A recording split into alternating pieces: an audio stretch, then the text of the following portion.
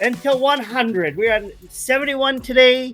So that big 100 is almost coming, and that's going to be a big one when it shows up. Anyways, today is a special guest today. Today is really good. If you go back to season 3, episode 2, it would be episode number 38 altogether. We had our guest's dad on. His name is Kelly Corpse back then. And today is a good pleasure to meet his son. Today, welcome to the show, Colt Corpse. How are you? I'm good, good. How are you? I am good. So let's start off. You're uh, you grew up with a dad being in pro hockey. Did did you see any of those games as you've grown up, or was he done by the time? Yeah, so I actually have a little bit of a memory when he was playing pro hockey in the States. I specifically remember when he's in Fort Wayne and Pensacola, just kind of watching the warm ups, a little bit of memory. And then kind of when my really good memories where I actually remember him being on the ice was when he played senior hockey after he retired. He was playing in Tilsonburg, and they had a pretty good league there, a lot of ex pro guys. So it was pretty fun sitting in the stands and being able to watch him, then going down to the dressing room after. And that's kind of when I started to fall in love with hockey a little bit. So it was pretty cool. Yeah, I remember going with your family to a few of those games on those nights when you were just a small little lad. Now what? You're 6'2", 6'5" ish. I'm listed as 6'4", right around 6'4". My Six. brother's 6'6", so I'm the short one in the family. Yeah. when Where did you start playing? Yeah, so basically we moved to Woodstock when I was 7, so I started playing rep hockey at 7 years old. Around I think 11ish, I went to the Brantford AAA program because that's our local center. If you live in Woodstock, and that was my minor hockey journey. So there's 2 teams, and it was a good time at both places. And then from there you went. You played in junior B out in where is it? Caledon for a bit. Yeah, so I was drafted out of my 16-year-old year, late pick. Oh yeah, yeah. I think I weighed 150 pounds at 6'3", so definitely was a late bloomer and probably not ready to go against the big boys yet. So I took 2 years to go to prep school with the intent to go to college after, and then Caledonia was a huge opportunity for me to showcase myself. And then COVID year, I went out west for a bit. Obviously, I shut it down pretty early, and then was lucky to get a college commitment out of there. Yeah. Talking about your draft here to the OHL, how was it? Like, I know it was high up in the rounds, but how special it was getting drafted by the Kingston Frontenacs, where now your dad's number hangs on the roof there. Yeah, it was super cool. I mean, my dad was obviously a legend there and well deserved. He was an amazing player. And I was part of the opener for the new K Rock Center there, or whatever it's called now. I was there for his jersey retirement. So super proud of all his accomplishments. And then just to be able to go there as a second generation, even if it was for camp, met a lot of people that he touched their lives when he was there. And it was a super cool opportunity just to experience that. Yeah, that was. I saw the YouTube video of his from the Kingston Frontenacs YouTube channel of his day. That was pretty cool to see that happen. Yeah, they did a really good job. He has probably 50 highlights on there that are better than any goal I've ever scored. So it's pretty cool to watch. Yeah, he showed. I know what the days when he worked when you guys lived in London. He was one of the best buddy programs through Community Living London. And we would hang out and he'd be like, I'll show you a videotape, but you just don't laugh at me. Okay. He's a And pretty of humble course, guy. He doesn't like showing it and of off. course, and of course, I laughed when he showed him his young face, and he's like, "I will turn it off." Yeah, he doesn't like showing himself. He's pretty humble, so I sneak through his VCR videos and his CDs and try to find some highlights so I know what it looked like when he was playing. It's pretty cool. And then from Caledonia, you took the college, but you went across the border for your schooling, didn't you?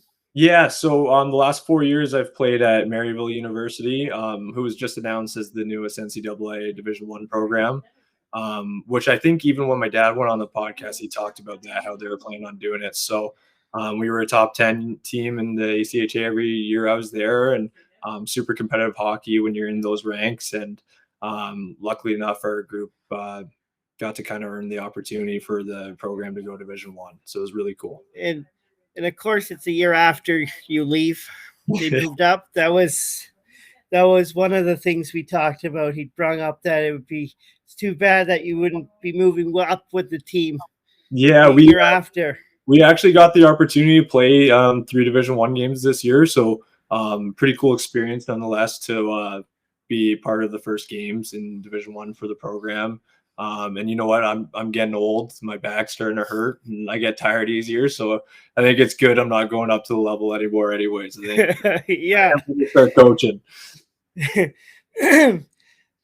Let's talk about that. That just happened last Sunday. Yeah, they made that announcement that you are going to stand behind the bench with your dad.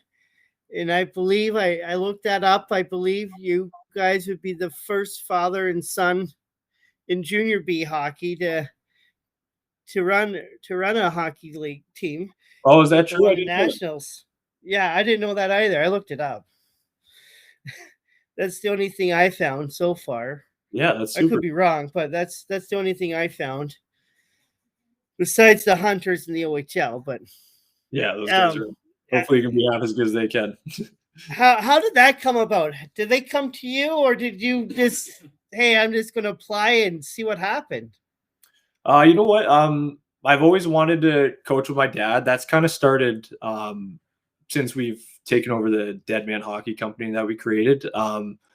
Just really enjoyed coaching spring hockey with him, and then just on the hockey side of things, I've always kind of been a nerd for systems and game planning.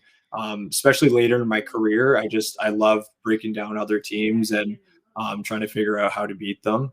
And then best mentor I could ever think of would be my dad. So I was super interested in coaching there. I didn't apply. The ownership has switched towards the end of the year. And, we thought it'd be a good fit for me to go behind the bench. They got another $129 in this tax free. On specifically defensemen, but also the rest of the team too. Yeah, that's going to be a good season coming up. Comes the new season for next year that the Corpse have took over the London Nationals. Very excited. Very excited. And with the Dead Man program, that's still going good. Yeah, it's been good.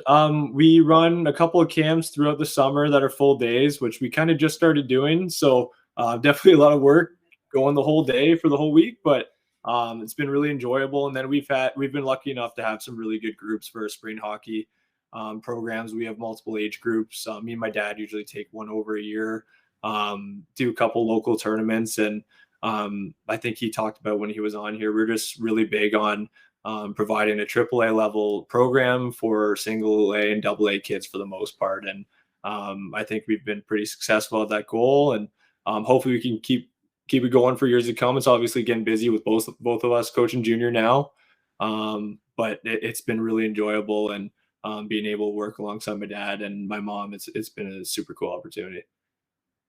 So with now being the coach with the assistant coach with London Nationals, are you gonna pursue more, try to get more learn more of coaching with your position now, and maybe try to move that up to higher levels in coaching, or just gonna stick where you are? Yeah, you know what? I've thought about it. Not really sure yet. Obviously, I had a grad assistant role in college already for 1 year, and then I'm starting off at 26 years old as an assistant coach for a really good junior hockey organization. So um, I've definitely planned on in the past of moving up to even higher levels. Whether or not I do, it's okay. I'm going to really enjoy coaching my dad for a really good program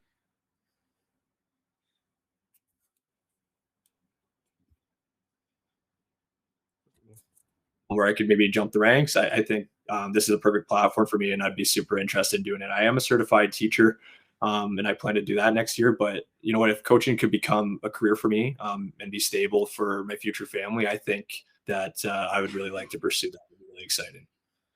Yeah, that'd be interesting. So you you went you played hockey in college, and you now can be a teacher.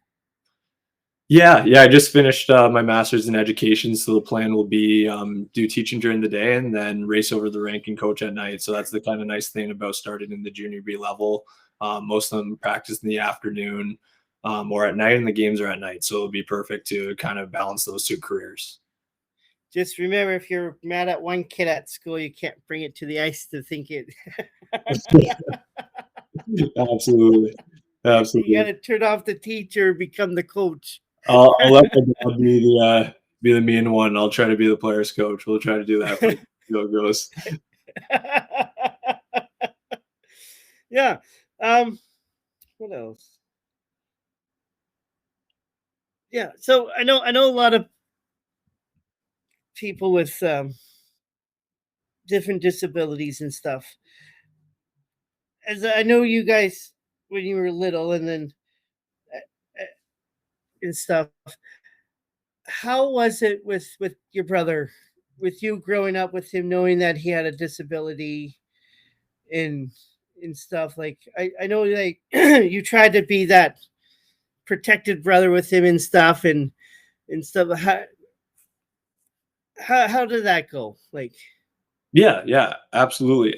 So my brother was diagnosed with autism at 2 years old, and he's 2 years younger than me. So I always kind of try to consider myself the protector of him, and try to help my parents raise him and make sure he has a normal and happy life. And um, he really progressed, whether that be through some therapy that my mom provided him or socialization. I think the biggest thing with kid like him or kids with special needs in general is um, treating them normal. Like they that's what everyone wants is they want to be treated fairly. Um, People to be nice to them and treat them normal, and that's what we try to do. Like when I had buddies over, he was included. The way we talk to him, we'll tease him, we'll joke around with him. We're not going to put him in bubble wrap. Like we want him to be able to push through things. And you know what? Super proud of him. He's working 2 jobs right now. He works really hard. He just finished his first certification for voice acting, which he's really into, and he's got an awesome YouTube channel too. So he's turned out really good, and just super proud of him. And honestly, being around a kid with special needs in my house, we always talk about we don't know what we would do if we didn't have someone like him in the house. It'd be a lot different. He's the light of all our lives, and he's just super positive every day. And you know, even when you have a bad day, he can kind of brighten it up because he always just has a better outlook on things than we do. And it's just been, I'm super fortunate to have my brother. yeah, yeah, that's what we tell our daughter that has global delays and learning and stuff. She always asks, "Why am I different?" I was like, "You're not different, Chloe. You're you're just living in a world that you see differently, but that's your world, and to that you're normal like everybody else. You don't need to think you're different from everybody." That's great advice. That's great advice. She's lucky to have a father like you. So that's awesome. Yeah, but yeah. Did he ever try to get? Did you ever try to get him going in hockey or anything? Or Man, we tried. So we tried putting him in skating. The ice was too slippery. Tried to put him in swimming. He just wanted to jump off the diving board and not swim laps the whole time. So we tried, but he's so good at computers and making videos. He gets paid on YouTube. He gets thousands and thousands of views. So Yeah, we always tried. The only thing he really liked doing was playing basketball with us in the driveway. I even tried golfing with him last summer. Like 9 holes, and he was like, "All right, that's enough." So it's whatever. Like, he's got his own interests, which I liked. Like if I got in the car after a hockey game, he couldn't care less. He just knew if we won or lost, and he'd say either congrats or you guys sucked based off the score. So it's just bring it back to reality, and not everyone cares, right? So it's good. Yeah, we got with our daughter, we got her into playing ice hockey. Um, she was